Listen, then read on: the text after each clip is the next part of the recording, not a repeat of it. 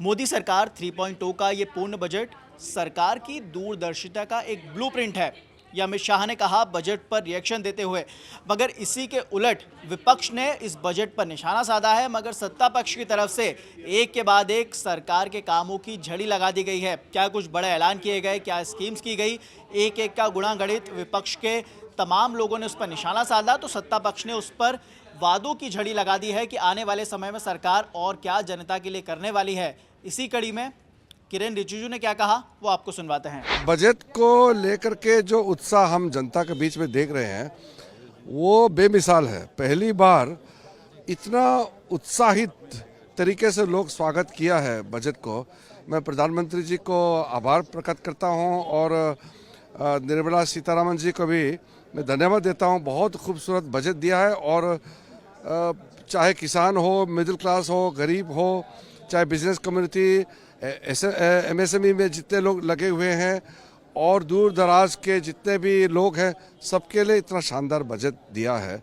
अब इसको डिटेल में हम लोग बात करेंगे और भी पॉइंट वाइज, सेक्टर वाइज जो काम किए हैं। लेकिन पहला रिएक्शन ये है कि देश उत्साह से भर गया है इस बजट के आने के बाद। अपोजिशन का पास बोलने के लिए कुछ नहीं था क्योंकि वो एक्सपेक्ट नहीं किया कि इतना शानदार बजट होगा। बाजार नहीं है, आपने कहा बोर्ड का गठन करेंगे।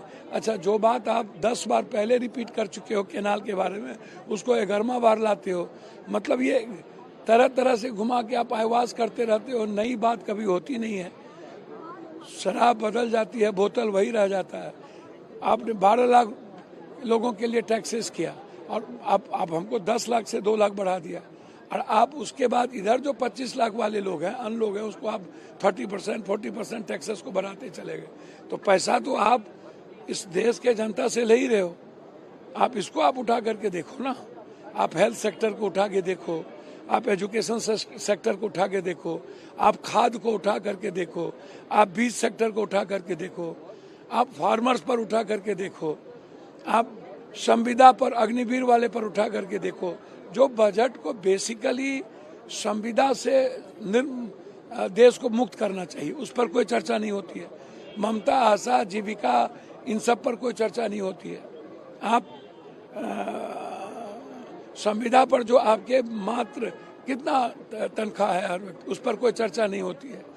तो बात करते हैं आप, एजुकेशन पे बात करते नहीं है, हेल्थ पर बात बहुत विस्तारित होती है। बिहार का नाम ले लिया, बिहार पर बात नहीं होती है। बिहार पर क्या बातचीत हो गई भैया? विशेष राज्य मिल गया, विशेष पैकेज मिल गया, पूर्वांचल के मंत्रिमंडल का गठन हो गया, पलायन की बात हुई, फैक्ट्री लगाने की बात हुई। अब कब आपने कोसी कैनाल की बात की थी? फिर चौथे बार कर लिया। मखाना बोर्ड का गठन हम लोग का डिमांड था कि आप फिनेंशियल मखान के लिए और मक्का के लिए आप क्या कर रहे हो, डेयरी के लिए क्या कर रहे हो, मछली फिशेज के लिए क्या कर रहे हो। तो इस पर विस्तारित करेंगे, ऐसा करेंगे, ऐसा होगा। कब होगा? ये चुनावी मौसम में बात होगी। माने इस साल है तो कुछ चुनाव में बिहार का नाम लेके लुभा लेना है।